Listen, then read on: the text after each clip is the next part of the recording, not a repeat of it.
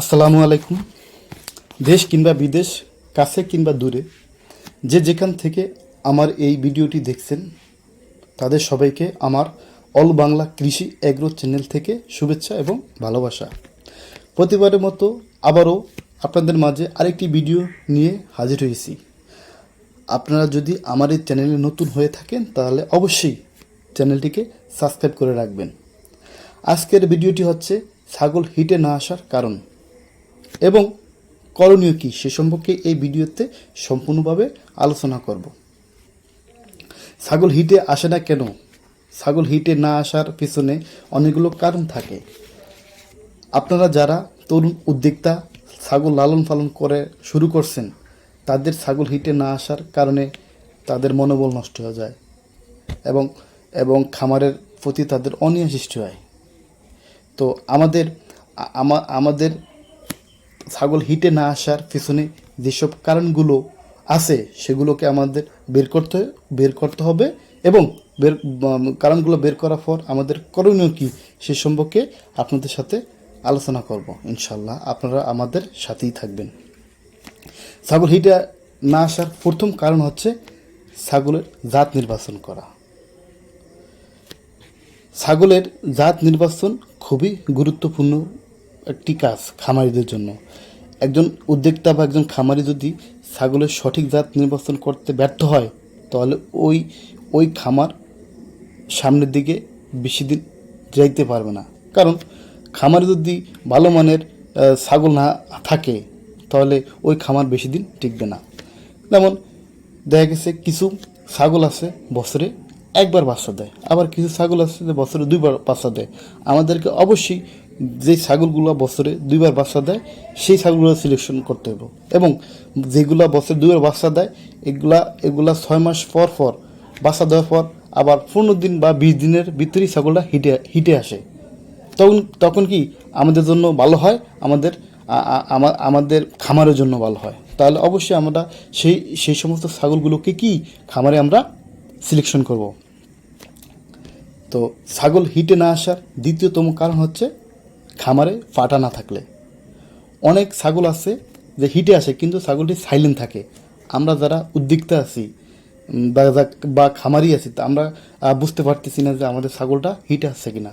যদি খামারে ফাটা থাকে তাহলে ফাটার মাধ্যমে কি ছাগলটি অটোমেটিক ব্রিডিং হয়ে যায়। ছাগল হিটে না আসার তৃতীয়তম কারণ হচ্ছে অতিরিক্ত রক্তক্ষরণের ফলে ছাগল হিটে আসে না। একটি ছাগল যখন বাচ্চা দেওয়ার সময় ছাগলটি থেকে অতিরিক্ত রক্তক্ষরণ হয়, তখন ছাগলটি স্বাস্থ্যগতভাবে দুর্বল থাকে এবং ওই ছাগলটি হিটে আসতে অনেক সময় নেয়। এবং ছাগল হিটে না আসার চতুর্থতম কারণ হচ্ছে ছাগল যদি কৃমিতে আক্রান্ত থাকে।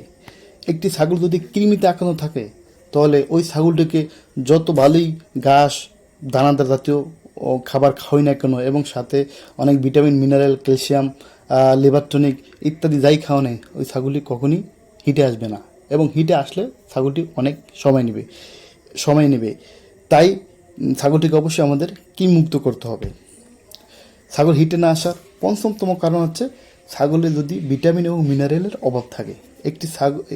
একটি ছাগলে যদি ভিটামিন ও মিনারেল অভাব থাকে তাহলে ছাগলটিরও হিটে আসতে সময় নেবে।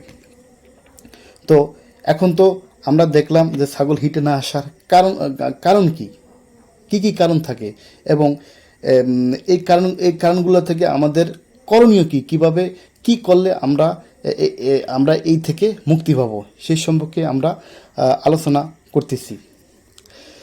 ছাগল হিটে আনার জন্য প্রথম করণীয় হচ্ছে ছাগলকে কৃমিমুক্ত করতে হবে। কৃমিমুক্ত করার জন্য আমরা অবশ্যই আমাদের আশেপাশে যদি কোনো ভেটেরিনারি ডক্টর থাকে তাদের সাথে আলোচনা করে এবং কি পরিমাণ কৃমি ডোজ দিতে হবে এবং কৃমি ডোজটা কোন কোম্পানির ওষুধ হইলে ভালো হয় এই সম্পর্কে আলোচনা করে আমরা ভেটেরিনারি ফার্মেসি থেকে ওষুধ নিয়ে ছাগলকে দ্রুত খাওয়িয়ে কৃমিমুক্ত করব। ছাগল যখন কৃমিমুক্ত হবে, কৃমি ওষুধ খাওয়াবো, তখন কৃমি ওষুধ খাওয়ানোর পর ছাগলকে লিভার টন দিতে হবে। ছাগলের লিভার টন খুবই খাওয়ানো জরুরি। কৃমির ওষুধ খাওয়ানোর পর ছাগলের লিভার কমজোরি হয়ে যায়। ছাগলের লিভারকে আমরা পুনর্জীবিত করতে এবং সতেজ করতে ছাগলকে লিভার টনিক খাওয়ানো আমাদের খুবই গুরুত্বপূর্ণ। যখন আমরা লিভার টনিক শেষ করব তখন তারপর আমরা ছাগলকে জিঙ্ক খাওয়াবো। জিঙ্ক ছাগলের রুচি এবং রোগ প্রতিরোধ করে। ছাগলের সঠিকভাবে লোম গজানোতেও জিঙ্ক সাহায্য করে এবং একটি ছাগলকে দেখতে সুন্দর, সতেজ এবং ছাগলের সৌন্দর্য বৃদ্ধি করে। জিঙ্ক খাওয়ানোর পর একটি ছাগল ডায়রিয়া থেকে মুক্তি পায় এবং একটি জিঙ্ক খাওয়ানোর একটি ছাগল কখনই কি সহজেই ডায়রিয়া হয় না। এবং একটি ছাগলকে কী পরিমাণ জিঙ্ক খাওয়াবো এই ব্যাপারে আমরা ডাক্তারের সাথে আলোচনা করব। আমাদের লাস্ট করণীয় হচ্ছে ক্যালসিয়াম। ছাগলের শরীরে যদি ক্যালসিয়ামের অভাব থাকে তা সেই ছাগলের দিন দিন শুকিয়ে যাবে, ছাগলের দুধ কমে যাবে এবং ছাগল হিটে আসবে না।